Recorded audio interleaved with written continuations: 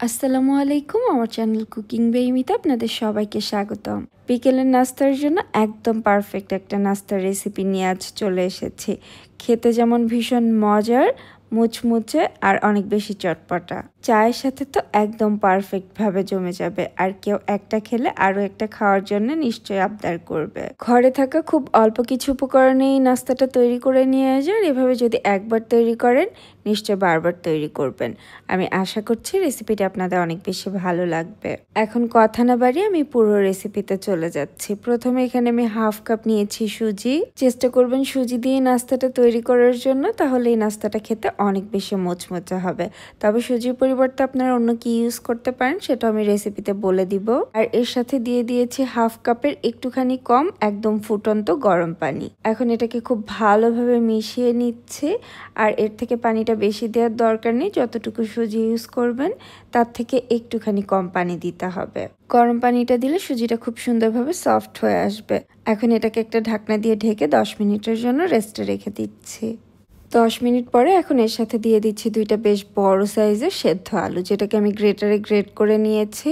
তবে আপনারা চাইলে কিন্তু হাত দিয়েও ম্যাশ করে নিতে পারেন। তবে খেয়াল রাখতে হবে যেন আলুর ভেতরে কোনো বড় অংশ রয়ে না যায়, খুব ভালোভাবে ম্যাশ করতে হবে। এখন এর সাথে দিয়ে দিচ্ছি 2টা কাঁচামরিচ কুচি। কাঁচামরিচের বিচিগুলোকে আমি ফেলে নিয়েছি।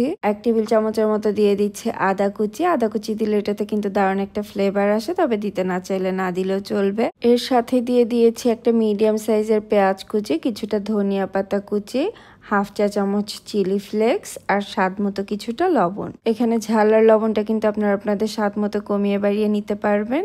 এখন এই সব কিছুকে একসাথে খুব ভালোভাবে মেখে নিচ্ছি। এটাকে যখন মেখে নেবেন, মেখে নেওয়ার সময় কিন্তু এটা ডোয়ের থেকে কিছুটা সফট মনে হবে। সেজন্য এখানে আমি নিয়েছি হাফ কাপ আটা। তবে আটাটা আমি একবারে দিব না, অল্প অল্প করে দিয়ে মেখে একটা ডো তৈরি করে নিব। আর আমি প্রথমে বলেছিলাম সুজির পরিবর্তে আপনারা কিন্তু চাইলে ময়দা বা আটা ইউজ করতে পারেন। সেক্ষেত্রে সেদ্ধ আলুটাকে ময়দা বা আটার সাথে মেখে নিতে হবে। আমার এই ডোটা তৈরি করার জন্য হাফ কাপের একটুখানি কম লেগেছে আটা, তবে আপনাদের কিন্তু কিছুটা কম বেশি লাগতে পারে। এখন এই ডো থেকে আপনারা ছোট ছোট পোর্শন নিয়ে একটা করে লুচি বা পুরির মতো করে বেলে নিতে পারেন। তবে আমি এখান থেকে একটু বড় করে পোর্শন নিয়েছি আর একটু বড় করে বেলে নিব।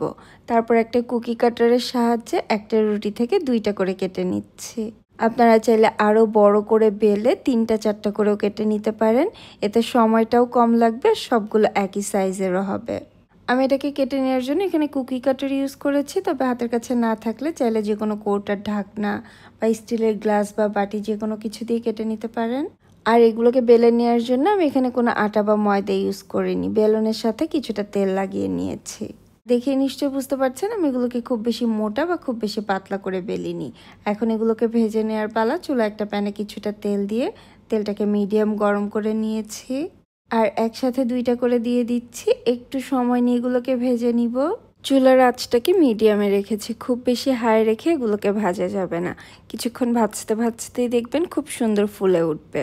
তারপরে এগুলোকে কয়েকবার উল্টে পাল্টে গোল্ডেন ব্রাউন করে ভেজে নিচ্ছি। খুবই অল্প সময় এগুলো তৈরি করা যায়, তবে খেতে এত মজার আর মুচমুচে হয় যে একবার তৈরি করলে কিন্তু আপনারা আলু পুরি বা অন্য যে কোনো পুরির স্বাদই ভুলে যাবেন। আমি একইভাবে কিন্তু বেশ কয়েকটা একসাথে করে দিয়ে ভেজে নিচ্ছি। খুব সহজে ভেজে নেওয়া যায়। আমি আশা করছি রেসিপিটা আপনাদের ভালো লেগেছে। আর যদি কোথাও একটুখানিও ভালো লেগে থাকে আমার চ্যানেলটি সাবস্ক্রাইব করে পাশে থাকা বেল বাটনটি অন করে রাখবেন। তাহলে আমি নতুন ভিডিও আপলোড করার সাথে সাথে সবার আগে আপনার কাছে নোটিফিকেশন চলে যাবে। আর কমেন্ট করেও জানাতে ভুলবেন না আপনাদের কেমন লেগেছে।